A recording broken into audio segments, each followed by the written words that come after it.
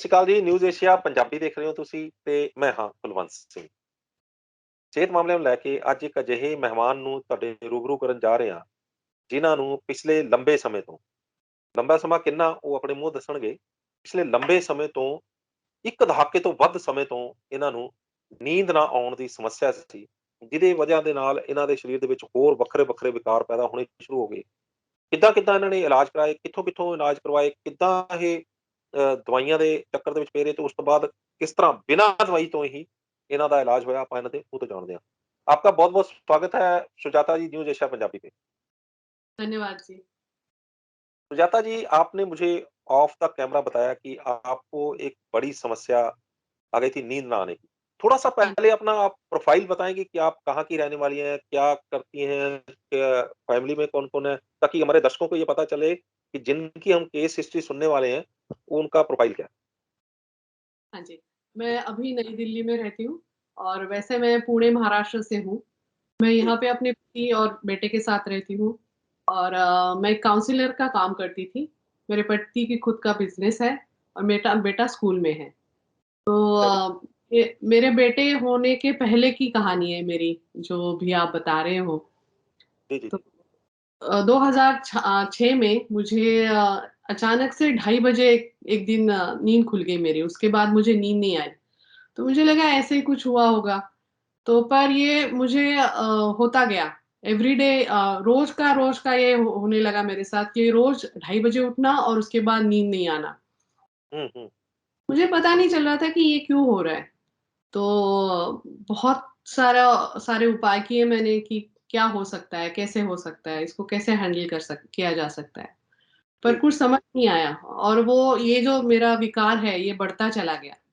हुँ, इतना बढ़ता चला गया कि फिर उसकी वजह से दूसरे दिन एनर्जी नहीं रहती। अगर आप 2-3 घंटे सोते हो या 3 घंटे, 4 घंटे सोते हो, तो आपकी एनर्जी कंप्लीट फुल एनर्जी से आप काम नहीं कर सकते। जी, पूरी ताकत से, जोश से, उत्साह से आप कुछ नहीं कर सकते। तो जी, मेरे जी। साथ होने लगा और इसका असर मेरे काम पे होने लगा, मेरे घर के काम पे होने लगा, ऑफ़िस के काम पे होने लगा। तो ये 2006 से मैं इससे जूझ रही थी और मुझे पता नहीं चल रहा था कि ये क्या कारण है। तो 2020 आया, 2020 में मुझे रविंदर जी मिले। उन्होंने बोला एक कि मिनट यहाँ पे रोकूँ। रविंदर सेन जी के बारे में हम लोग थोड़ा-सा आगे चल के बात करें, क्योंकि अभी अगर हमने रविंदर सेन जी से के संबंध में बात कर दी तो यहीं वीडियो खत्म हो जाएगी। तो दर्शकों को ये समझ में नहीं आएगा कि किस-किस प्रोसेस से निकल के आप यहाँ तक पहुँची। तो थोड़ा-सा अब इंसोम्निया, नींद ना आने, अनिद्रा जिसको बोलते हैं। नींद ना आने की हाँ, बीमारी जो है, वो एक ऐसी बीमारी है कि उसके पीछे भी कुछ ना कुछ कारण रहते हैं। अगर हम हाँ, मेडिकल साइंस की बात करें तो उस पीछे कुछ ना कुछ कारण रहते हैं।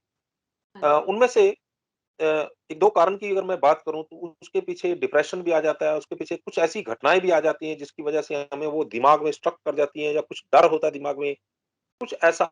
अगर हम लोग काउंसलर्स की बात अगर कुछ सुने, तो उनका ये पीछे का तर्क होता है कि इस वजह से जो है वो इंसोम्निया हो जाता है, हमें नींद नहीं आती। तो आपके साथ भी कुछ ऐसा हुआ, कुछ बिज़नेस लॉस कुछ ऐसा हुआ जिसकी वजह से आपके दिमाग में कुछ चिंता बैठ गई और वो आपको सोने नहीं दे रही? नहीं, ऐसे तो कुछ नहीं हुआ था। ऐसे तो कुछ हुँ, नहीं हुआ था। अच्छा, नहीं, ऐसा मुझे कुछ नहीं। मेंटली स्ट्रेस कुछ नहीं था। ओके, अ, नहीं, ऐसे तो कुछ याद नहीं है मुझे। ओके, नहीं, ऐसे तो कुछ नहीं था। चलिए। बट मुझे लगता है मेरी शुगर लेवल हाई होती जा रही थी उस टाइम, अच्छा, धीरे-धीरे करके 2006 में आपका शुगर लेवल हाई होने लगा, हाई होने राइट? लगा था। राइट, तो दैट वाज़ कैसे? द मेन आपका खान-पान जो था वो मतलब अनइवन था, आपका खान-पान जो था वो जंक फूड के ऊपर था, फास्ट फूड के ऊपर आप निर्भर थी, या कुछ ऐसा फूड था जिसके बारे में आप तो कह रही थी मैं तो ठीक खा रही हूँ, लेकिन मैं आपको खा रही समझ में नहीं आ रहा? मुझे समझ में नहीं आ रहा था क्योंकि हमारे घर में किसी को भी डायबिटीज़ नहीं है। नोबडी हैज़ डायबिटीज़ किसी को भी नहीं है। तो मेरे लिए ये अ, 2006 में जब मुझे पता चला तो मेरे लिए थोड़ा शॉकिंग था। तो मैंने बिलीव नहीं किया उस पे, विश्वास नहीं किया। मुझे लगता था कि ये अनुवंशिक है। हुँ, तो मुझ पर क्योंकि हम लोग तो जो भी नॉर्मल खाना है, दाल, रोटी, चावल, सब्जी यही खाते थे। हुँ, बहुत ही कभी रेयरली पिज़्ज़ा हो गया या होटलिंग हो गया, ये बहुत रेयर चीज़ें थी। पर हुँ, 2 बार खाना, 3 बार खाना ये तो रेगुलर था। ब्रेकफ़ास्ट फिर उस पे कार्बोहाइड्रेट्स होते थे। हुँ, हुँ। लंच में कार्बोहाइड्रेट्स, डिनर में कार्बोहाइड्रेट्स, 4 बजे के स्नैक्स में कार्बोहाइड्रेट्स। तो बहुत बार खाना और कार्बोहाइड्रेट्स ज़्यादा होते थे खाने में। हुँ, हुँ। तो ये उसकी वजह से अब 2006 में मुझे पता चला, तो उसके पहले ऐसे कहते हैं ना 10 साल पहले आपको डायबिटीज़ होती है। जब आपको पता चलता है उसके 10 साल पहले से आपको डायबिटीज़ चली आ रही होती है। ये this is a, what the doctor says. ठीक है, लेकिन दर्शकों की जानकारी के लिए मैं एक बात बता दूँ कि अभी जो सुजाता जी ने बोला है कि हमारे परिवार में किसी को डायबिटिक हिस्ट्री नहीं है। यस, जेनेटिक प्रॉब्लम की बात कर रही हैं आप। मुझे लगता है कि आप जेनेटिक प्रॉब्लम की बात कर रही हैं कि हमें जेनेटिकली हमारे परिवार में किसी को नहीं है। लेकिन अगर हम लोग मेडिकल साइंस की बात करें और गूढ़ मेडिकल साइंस की बात करें, तो हुँ, उसमें एक बात निकल के सामने आती है, अभी कुछ भी ऐसा अगर हम लोग सोचें कि जेनेटिकली हमारे साथ हो रहा है, वो गलत है। जेनेटिकली कुछ भी नहीं होता। अ, होता है तो हमारे खान-पान, क्यों हमारे टेबल खाने के टेबल क्योंकि हमारे माँ-बाप जो हैं वो अलग-अलग परिवारों से आए होते हैं। हम लोग भी अलग-अलग परिवारों से इकट्ठे होते हैं। 2 परिवार इकट्ठे होके एक जो पति-पत्नी का मेल होता है। तो वो अगर वहाँ पे एक जगह डायबिटी है नहीं, दूसरी जगह पे है, तो वो खान-पान में है, गड़बड़ खान-पान में है। हमारे परिवारों में नहीं है, जिन जन जीन्स में हमारे गड़बड़ नहीं है। तो ये पहले हम कांसेप्ट क्लियर कर दें कि जीन्स की कहीं कोई बात नहीं आती, बात आती है खाने की। तो वो खाने की बात आप बोल रहे हैं कि आपको लगता था कि मैं तो ऐसा कुछ भी नहीं कर रही, लेकिन जिस रोटी-चावल की आप स्टार्ट में ही बात कर दी कि रोटी-चावल खा रहे थे। तो बिल्कुल। रोटी-चावल अपने आप में एक बड़ी डायबिटिक का कारण बन रही है आजकल, क्योंकि रोटी और चावल दोनों ही जो स्टार्च है और स्टार्च में से अगर हम लोग बात करें तो वो शुगर लेवल को बढ़ाने में बड़ा ज़्यादा रोल अदा कर रही है। आपको समझ में आया ये? हाँ जी। तो जब आपको ये प्रॉब्लम आई थी कि तो आपने किसी ने आपको बताया था इसके बारे में और कहाँ-कहाँ से इलाज करवाया था फिर आप? मुझे तो किसी ने नहीं बताया, एक तो मैंने विश्वास ही नहीं किया। मुझे लगता था हुँ, कि मेरे खानदान में किसी को आज तक डायबिटीज़ नहीं हुआ तो मुझे क्यों होगा? हुँ, तो बेसिकली नींद ना आना ये मेरे लिए बहुत क्या कहते हैं एक असाध्य कारण बन गया मेरे अ, ज़िंदगी का कि ये क्यों हो रहा है मुझे? ये समझ नहीं आ रहा था। और ऐसे नहीं मुझे घड़ी देखनी नहीं पड़ती थी। मैं उठते ही मुझे पता होता था कि ढाई बज चुके हैं। और हुँ। सच में जब मैं घड़ी में देखती थी रात में उठ के तो ढाई बज जाते थे। हुँ, मतलब ढाई तो मेरे लिए ऐसे एक टोला जैसे होता था कि ढाई बज गए, उठ जाओ। ये बॉडी बॉडी का एक अंदर का एक कोई घड़ी थी मेरे, वो मुझे उठाती थी। उसको बोलते हैं सर्केडियन रिदम। सर्केडियन रिदम होता है जो बॉडी के अंदर की घड़ी होती है, उसको सर्केडियन रिदम बोलते हैं। जितने बजे आपको भूख लगनी है, उतने बजे आपको भूख लगेगी। जितने जी, बजे आपको पॉटी या यूरिन पास करने के लिए जाना है, और खास करके तो उतने बजे ही वो टाइम उसको सर्केडियन रिदम बोलते हैं कि वो नींद जितने बजे खुलनी है तो उतने बजे ही खुलनी है। एक सर्केडियन रिदम आपकी बैठ गई थी, जिसकी वजह से आपको ये प्रॉब्लम समस्या लेकिन एक बात बताएँ, कितने बजे आप सोती थी जो ढाई बजे आपको आँख खुल जाती? कितने बजे भी सो जाओ। हाँ, नॉर्मली मैं तो 10 बजे सो जाती थी। हुँ, 10 बजे भी सो जाओ, 11 बजे भी सो जाओ, 9 बजे भी सो जाओ, ढाई बजे मैंने उठना ही है। हुँ, फिर धीरे-धीरे क्या होता गया कि मुझे ढाई बजे के बाद इतनी स्ट्रॉन्गली भूख लगती, बहुत तेज़ भूख लगती मुझे। फिर से कोई रोटी खाओ, कुछ कार्बोहाइड्रेट्स खाओ, फिर जाके 4 बजे नींद तो मेरा वेट बढ़ने लगा धीरे-धीरे, धीरे-धीरे। पर मुझे समझ नहीं आ रहा था कि मेरी हाइट अच्छी है तो मुझे लगता था कि ठीक है, इतना कोई वेट तो चल जाएगा। धीरे-धीरे करते-करते वो मेरा वेट भी बढ़ने लगा, भूख लगने लगी, नींद नहीं, बहुत चिड़चिड़ापन, लैक ऑफ एनर्जी, ये सब कुछ मेरे साथ होने लगा। तो आपने किसी डॉक्टर को चेक करवाया कि ये मेरे साथ क्यों हो रहा है? नहीं, मुझे लगता था कि मुझे ये क्या ये मेडिकल प्रॉब्लम नहीं है, मुझे लगता था ये कोई मेडिकल प्रॉब्लम नहीं है। तो मैं हुँ, वॉक के लिए जाती थी और कुछ स्नैक्स अलग से खा लिए या फ्रूट्स खा लिए, कुछ डाइट में चेंज कर रही थी मैं अपनी, कि जिससे डाइट हुँ, में चेंज करूँगी तो मेरी नींद अच्छी हो जाएगी। हुँ। अ, तो जब डॉक ये आप ये जब रात को 2:30 बजे जाग खुल जाना, हाँ अ, जी। मेडिकल साइंस ये बोलती है कि अगर हम लोग 7 घंटे से कम की नींद लेते हैं, हुँ। तो हमें बॉडी में बहुत सारे विकार पैदा हो जाते हैं और यहाँ तक कि हमारी उम्र भी कम हो जाती है। तो क्या आपको नींद जब नहीं आती थी आपको, 2:30 बजे जब जाग खुल जाती थी, तो हाँ, क्या आपके साथ कुछ साइड इफेक्ट निकले उस बात के? हाँ, साइड इफ़ेक्ट्स मतलब फिर मैं सोचती रहती, बहुत ज़्यादा सोचती रहती। अ, सोचना बंद ही नहीं होता और मैं कहीं से सोचती कि ये सोचना मेरा बंद हो जाए। नेगेटिव थॉट्स आना हुँ, और जो भी घटनाएँ हुई उसके बारे में बार-बार सोचना, बार-बार सोचना क्योंकि नींद नहीं आ रही है तो क्या करना? नींद नहीं आ हुँ, रही तो शुरू-शुरू में बहुत सारी चीज़ें करी पर वो भी थका देती थी। हुँ, जैसे कुछ लिखना स्टार्ट कर दिया, कुछ पढ़ना स्टार्ट कर दिया कि जिसकी वज़ह से मुझे नींद आ जाए। तो हुँ, अब ये चीज़ें भी मेरे लिए कारगर नहीं रहने लगी और जितना अगर फिर मन ना नेगेटिव चीज़ों में ज़्यादा चला जाता है, ऐसे टाइम। तो कुछ भी हो जाए दिन भर का रात में उठ के सोच सोच के बैठना कि क्या हुआ? मेरे साथ ऐसे क्यों हुआ? लोगों ने मुझे ऐसे क्यों बोला? या इसने ऐसे क्यों करा? हुँ, हुँ, और फिर उस विचार मंथन से कुछ निकलता तो था नहीं, हुँ, पर दुःख ज़्यादा होता। तो दुखी रहना और फिर शरीर थोड़ा-सा बढ़ने लगा था। हुँ। ज़िंदगी में खुशी कम हो गई थी बेसिकली। कितना कितना आपका आपकी हाइट कितनी है? आपका वज़न पहले कितना था और बाद में कितना हो? मेरी हाइट तो ऑलमोस्ट 5 फीट 5 इंचेस है और हुँ, मेरा वेट हो गया था ऑलमोस्ट 70 प्लस हो गया था। इतनी 70 72-73 के आसपास था मेरा वेट। हुँ, इतना मेरा कभी वेट नहीं था लाइफ में। हुँ, हुँ, तो ये वेट बढ़ना, फिर दुखी रहना, फिर चिड़चिड़ करना कामों के लिए, छोटी-छोटी बातों पे चिड़चिड़ाहट, फिर घर में फिर फाइट्स भी बढ़ जाती है, कलह भी बढ़ जाता है। छोटी-छोटी चीज़ें बड़ी-बड़ी लगने लगती है। हुँ। आप किस चीज़ की काउंसलर हैं? मैं माइंड से रिलेटेड ही काउंसलिंग करती थी तब। तो ओके। उसकी वज़ह से मेरे बहुत मुझे राहत मिलती थी।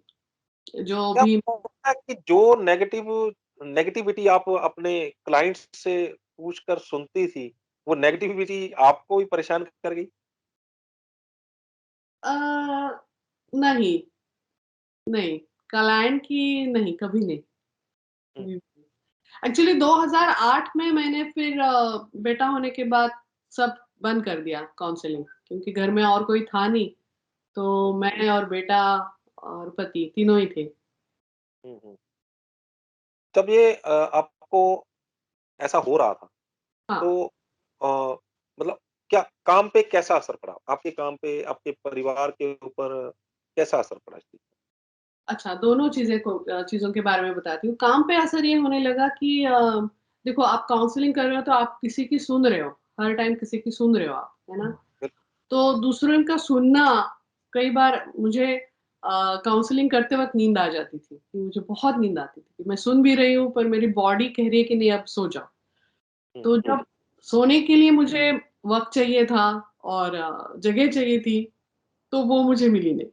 जिस टाइम हुँ, मेरी बॉडी कह रही थी कि अब सो जाओ। तो काम पे भी असर होने लगा। दूसरा घर में बच्चा है छोटा, उसको भी देखना है। वो छोटा हुँ, होके बड़ा हो रहा है तो उसकी शैतानियाँ हैं, उसके पीछे भागना है, उसको खिलाना है। तो नींद नहीं उसके भी दिन में वो जगता तो मैं जगती हूँ, वो सोता तो मैं सोती। रात को मुझे नींद नहीं, उसको नींद है। तो पूरा चक्कर बहुत-सा अजीब हो गया था लाइफ़ में और पति बहुत बिज़ी थे मेरे। अभी भी हुँ। बिज़ी हैं, पर उस टाइम तो बहुत ही बिज़ी थे। और घर क्या में काम करते ऑफ़िस हैं?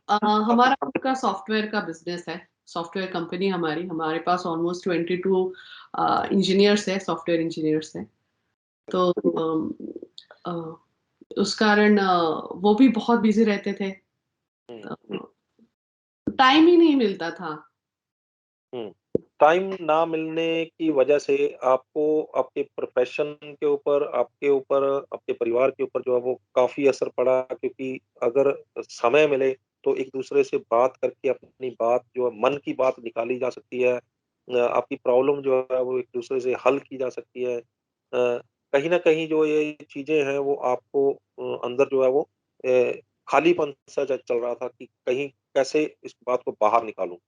तो दवाइयाँ बोला जाता है कि अ, जब ऐसी किसी को प्रॉब्लम आती है तो साइकियाट्रिक को दिखाया जाता है कि किसी दिमागी परेशानी ना हो किसी वजह से।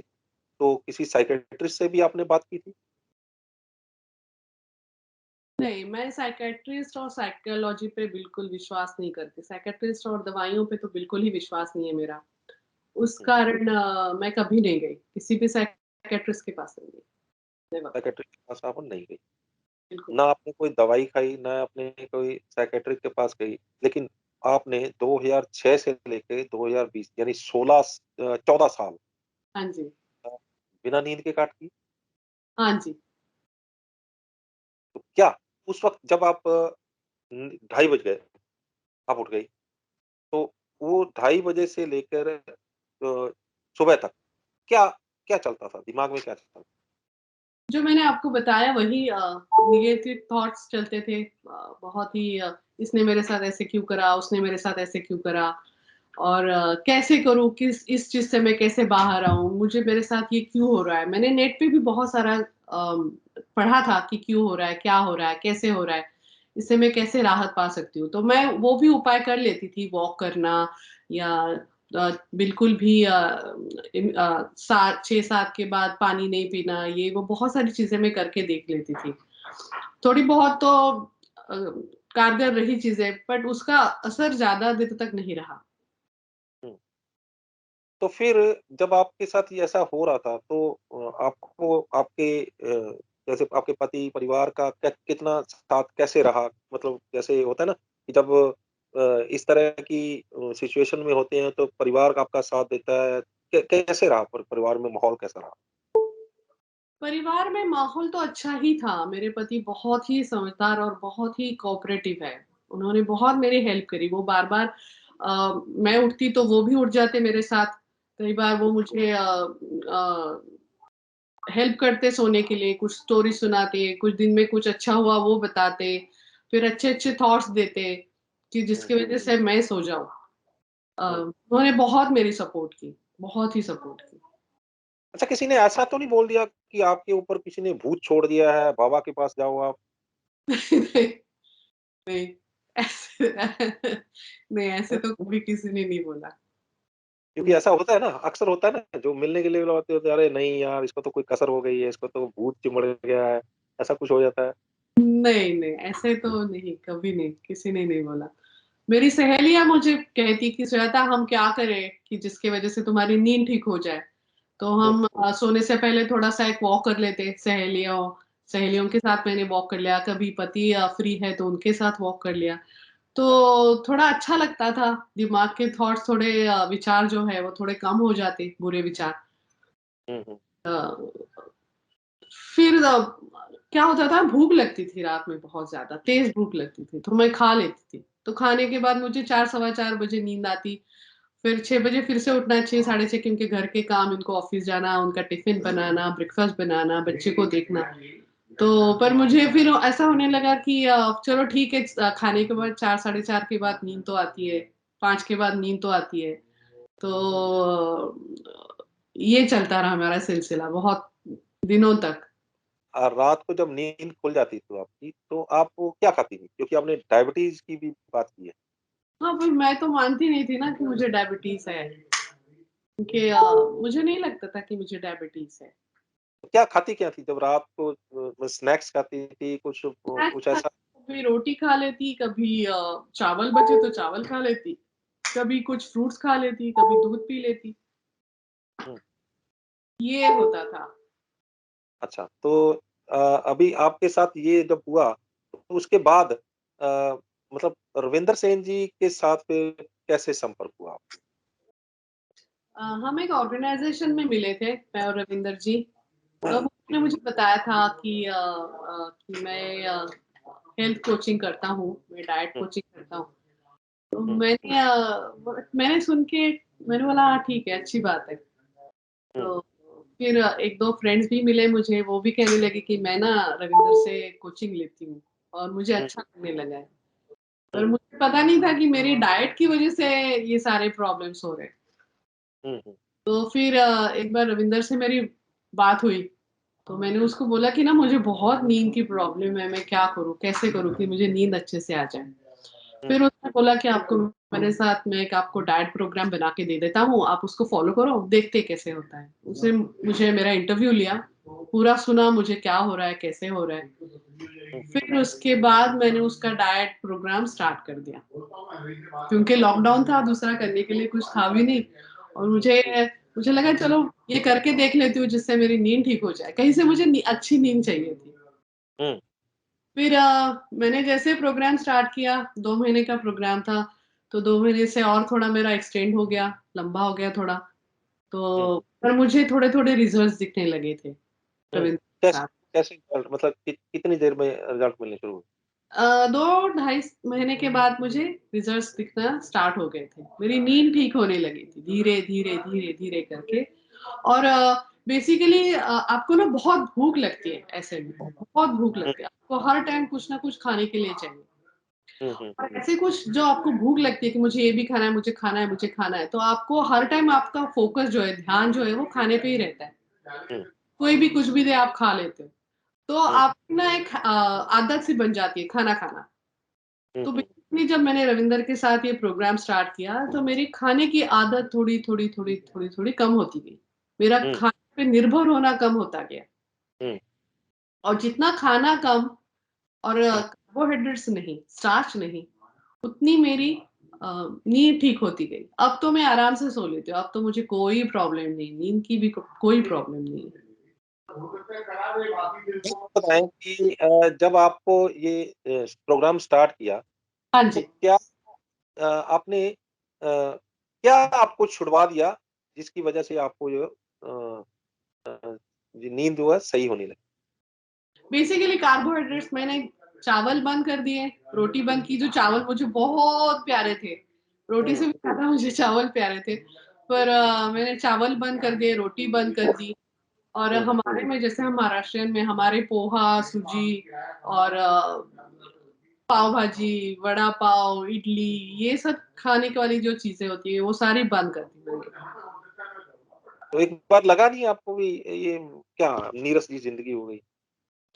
नहीं, पर मुझे नींद की जो बीमारी थी उससे तो छुटकारा पाना था। हुँ, मेरे लिए वो ज़्यादा इम्पोर्टेंट है वड़ा पाव और इडली डोसा से। जैसे लगता था ना अभी क्या हुआ मैं जिस धरती पे आना बेकार हुआ, खा तो मैं सकती नहीं। नहीं, नहीं, ऐसे नहीं लगा। शुरू-शुरू में थोड़ी-सी दिक्कत चावल की वज़ह से हुई कि चावल नहीं खा पा रही हूँ। पर जैसे मुझे असर दिखना स्टार्ट हो गया कि ये जो मैं कुछ कर रही हूँ उसका मेरे शरीर पे अच्छा असर हो रहा है, तो फिर मुझे इन चीज़ों की कोई अहमियत रही नहीं मेरी लाइफ़ में। हुँ, तो क्या एक होता है ना कि हम लोग किसी होटल में गए, हम किसी पार्टी में गए, अब साथ वाले खा रहे हैं, तो उसकी तरफ देख के हम खा ना सके नीयत तो ज़रूर डालता बंदा कि ये मैं भी खा लूँ। तो क्या उस वक़्त फीलिंग आपको भड़काती नहीं थी कि खा ले कुछ नहीं होता? बेसिकली उस टाइम ना लॉकडाउन चल रहा था। लॉकडाउन की वज़ह से कोई हुँ, पार्टी नहीं, कुछ भी नहीं, घर पे ही बैठे हुए थे। तो इतना असर नहीं करा। पर अब जाके अब जब मेरी बिल्कुल ही सेहत ठीक है और मैं तंदुरुस्त हूँ, तो कई बार मुझे फ्रेंड्स बोलते हैं कि अब तो ठीक है, अब तो खा ले, अब तो समोसा खा ले, अब तो पास्ता बना है, पास्ता खा ले पिज़्ज़ा खा ले। पर अब तो वो मोह भी नहीं रहा। हुँ। अब वो हो नहीं रहा कि मैं चीज़ें खाऊँ।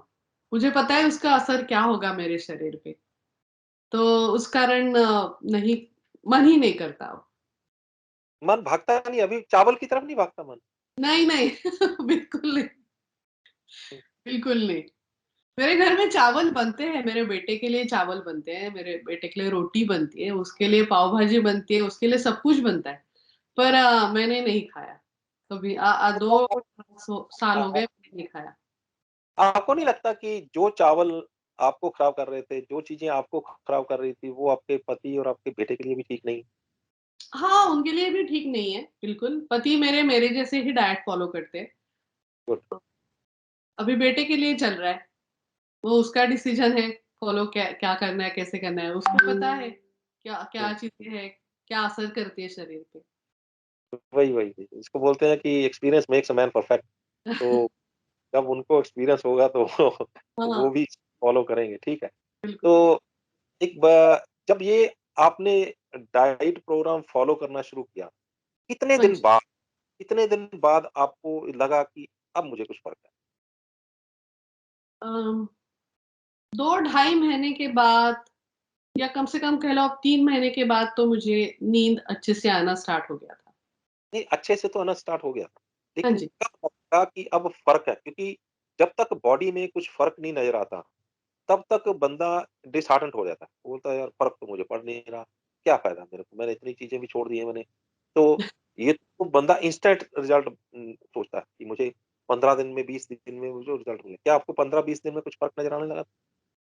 मुझे फ़र्क तो ज़रूर आने लगा था क्योंकि वही हल्का महसूस होता क्योंकि शरीर में देखो स्टार्च नहीं है आपके, हेवीनेस नहीं है, आपको हल्का तो हुँ, फ़ील होता ही है। 15 हुँ, दिन के बाद तो मुझे पता चल गया था, मुझे मेरे पति को कि भैया ये हुँ, अच्छी चीज़ है, जो भी हम कर रहे हैं वो अच्छा कर रहे हैं। रविंद्र ने जो भी कुछ बताया है हुँ, तो वो सही राह पे हम चल रहे हैं क्योंकि एक लाइटनेस आ गई थी बॉडी में। हुँ। तो क्या कैसी-कैसी लाइटनेस आ गई थी कि प्री डायबिटिक आप बता रही थी, उसमें क्या कैसा चेंज आया? इंसोम्निया में कैसा चेंज आया? टायर्डनेस जो रहती थी, फटीग रहता था, उसमें कैसा चेंज आया? शुरू में जैसे मैंने बताया कि हेवीनेस बहुत फ़ील होता था क्योंकि मैं हर टाइम खाती रहती थी। जी। भूख लगी खा लिया, भूख लगी खा लिया और भूख कंट्रोल नहीं होती थी। भूख लगी तो इंस्टेंट मुझे खाना चाहिए। हुँ, तो अब देखो मैं भूख पे भी मेरा कंट्रोल आने लगा था। धीरे-धीरे करके भूख पे भी कंट्रोल आने लगा था। तो अब ज़्यादा खा नहीं रही थी तो हेवीनेस नहीं था। हेवीनेस नहीं हुँ, था, लाइटनेस फ़ील कर रही थी तो काम में एनर्जी ज़्यादा बढ़ गई थी। हुँ, हुँ, और फिर वॉक करना ये रविंदर जी के प्रोग्राम में ये भी है कि आपको वॉक करना होता है। हुँ, मतलब फिज़िकल एक्टिविटी मेरी फिज़िकल एक्टिविटी भी बढ़ गई थी। हुँ, तो शुरू में जो मैं कंपल्सरीली करती थी, अब मैं एन्जॉयमेंट के साथ, खुशी के साथ कर रही हूँ क्योंकि मुझे इतना फ़ील नहीं होता था हुँ, कि मैं बहुत वॉक कर रही हूँ या मुझे वॉक करना ही है क्योंकि मुझे वेट घटाना है, मुझे नींद अच्छी आनी चाहिए थी। हुँ, वॉक करना है तो खुशी से करना है, खुशी हुँ, होनी चाहिए थी उस वॉक में। हुँ। फिज़िकल एक्टिविटीज़ में जैसे एक्सरसाइज़ करती थी, उसमें खुशी आने लगी थी, उसमें तो कंपल्शन नहीं था। खुशी किसमें आ रही थी? ज़्यादातर खुशी किसमें आ रही थी? आपका वेट कम हो गया, आपको कपड़े जो है वो पुराने वाले, अच्छे वाले पूरे आने लगे, उसमें ज़्यादा खुशी आई थी कि जब वेट कम होने मुझे लोगों ने जब कॉम्प्लीमेंट्स देना स्टार्ट कर दिया था, तो मुझे बड़ी खुशी होने लगी थी कि कोई भी मुझे मिलता था कहता, "हाय! कितनी पतली हो गई है, मुझे भी बता दे, मुझे भी समझा दे कैसे करना है, मुझे भी डाइट दिला दे।" हुँ, ये इससे ज़्यादा खुशी होने लगी थी। कपड़े वगैरह तो नए लिए जा सकते हैं, पर ये हर टाइम कोई लेडीज़ आके आपको कॉम्प्लीमेंट देती है, आपके फ्रेंड्स आपको कॉम्प्लीमेंट देते हैं। अभी भी मुझे लोग बहुत कॉम्प्लीमेंट देते हैं कि आप बहुत पतले दिखते हो, बहुत यंग दिखते हो। हुँ। तो ये मेरे लिए एक और भी एक क्या कारण बना कि मैं इसको फ़ॉलो करूँ। मतलब सेल्फ कॉन्फिडेंस जो है वो आपका बढ़ गया कि इसको फ़ॉलो करना चाहिए। हाँ जी, हाँ जी और मेरा ऑलमोस्ट 10 केजी वेट लूज़ हो गया, अब 10 तक। हाँ लूज़ जी, हो गया। हाँ जी। पूरी तरह डट के खा के फिर भी वेट लूज़ हो गया। हाँ जी, मतलब जो डाइट फ़ॉर्मेट उन्होंने बोला है, जो डाइट हमें दिया है, वो फ़ॉलो करके ही हमने खाया। हमने कुछ अलग से नहीं खाया, अलग से नहीं खाया। अलग तो से। कितना समय आपको दिन में अपने लिए निकालना पड़ता था? अ, इस प्रोग्राम के लिए तो नॉर्मल जो दिन था, वही था, ऐसे कुछ अलग से नहीं करना पड़ा मुझे। डाइट डाइट तो ठीक है, डाइट तो बंदा हर रोज़ खाता है। हाँ ऐसी जी। बात नहीं जैसे एक्सरसाइज़ करनी है, कुछ योगा-वोगा करना है, ऐसा-ऐसा कुछ करना? हाँ जी, मैं योगा तो नहीं करती थी, पर जो फ़िज़िकल एक्सरसाइज़ेज़ थी मेरी, वो करती थी और वॉक करती थी, तो दिन में 45 मिनट्स बहुत होते थे।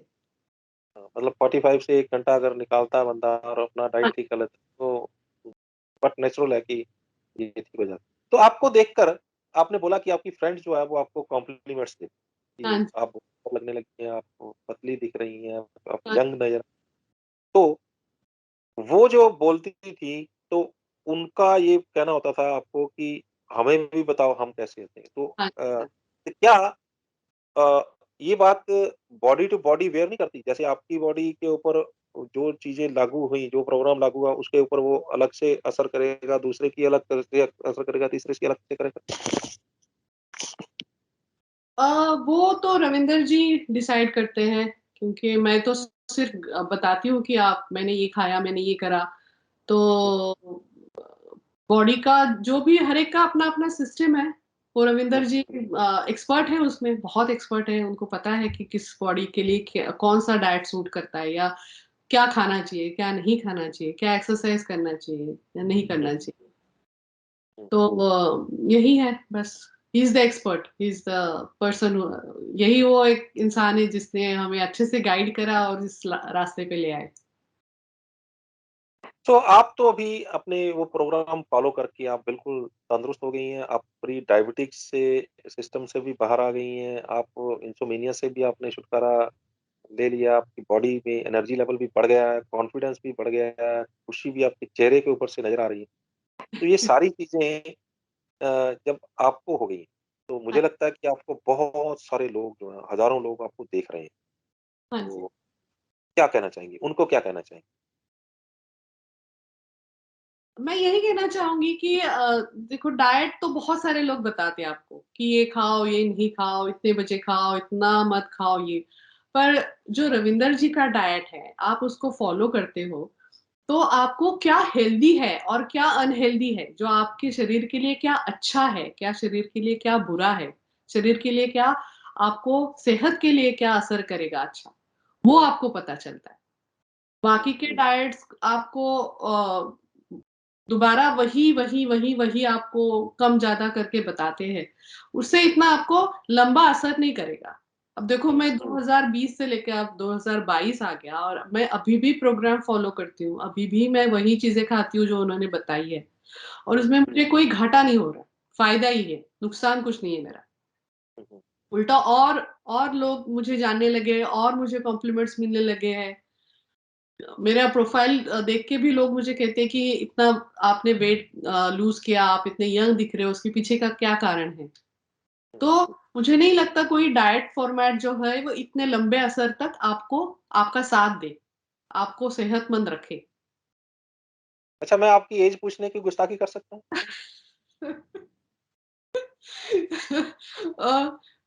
I am 50 plus. अरे क्या बात!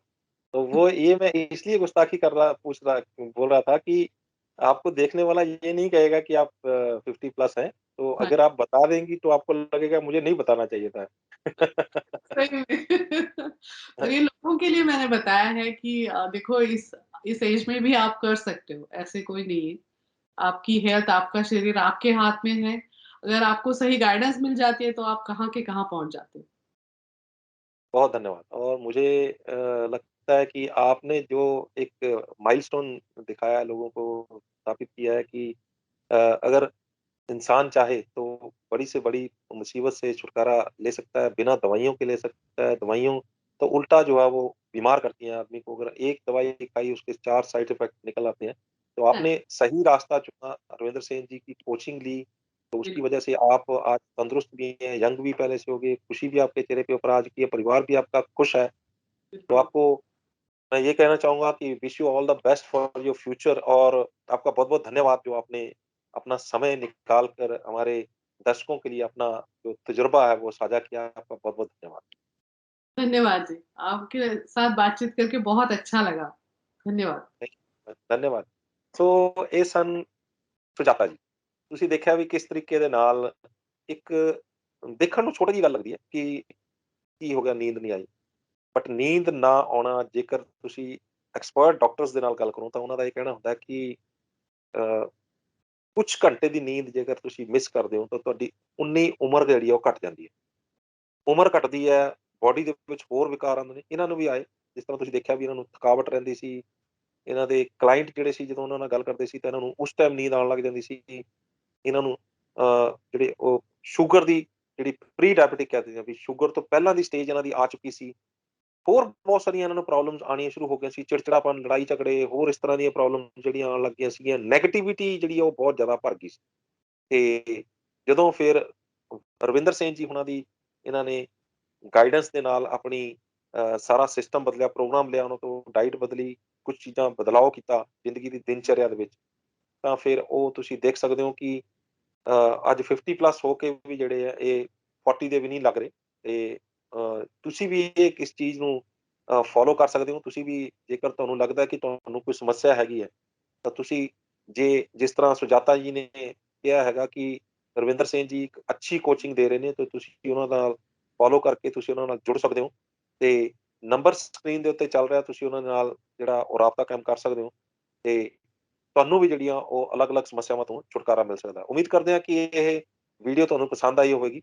ਜੇ ਵੀਡੀਓ ਪਸੰਦ ਆਈ ਹੈ, ਤਾਂ ਇਸ ਨੂੰ ਵੱਧ ਤੋਂ ਵੱਧ ਸ਼ੇਅਰ ਕਰ ਦਿਓ, ਤਾਂ ਕਿ ਜੇਕਰ ਕੋਈ ਸੁਜਾਤਾ ਜੀ ਵਰਗੀ ਹਾਲਾਤ ਦੇ ਵਿੱਚ ਬੈਠਾ ਹੋਵੇ ਤੇ ਇਸ ਵੀਡੀਓ ਨੂੰ ਦੇਖੇ ਤੇ ਉਹ ਠੀਕ ਹੁੰਦਾ ਹੈ ਰਵਿੰਦਰ ਜੀ ਨਾਲ ਸੰਪਰਕ ਕਰਕੇ, ਤਾਂ ਅਸੀਂ ਸਮਝਾਂਗੇ ਕਿ ਇਸ ਵੀਡੀਓ ਨੂੰ ਬਣਾਉਣ ਦਾ ਮਕਸਦ ਕਾਮਯਾਬ ਰਿਹਾ। ਸਾਡੇ ਚੈਨਲ ਨੂੰ ਸਬਸਕ੍ਰਾਈਬ ਕਰਨਾ ਨਾ ਭੁੱਲਿਓ। ਅਗਲੀ ਵਾਰ ਫਿਰ ਹਾਜ਼ਰ ਹੋਵਾਂਗੇ ਇੱਕ ਨਵੇਂ ਮੁੱਦੇ, ਇੱਕ ਨਵੇਂ ਮਹਿਮਾਨ ਦੇ ਨਾਲ। ਉਦੋਂ ਤੱਕ ਮੈਨੂੰ ਦਿਓ ਇਜਾਜ਼ਤ। ਧੰਨਵਾਦ। धन्यवाद जी।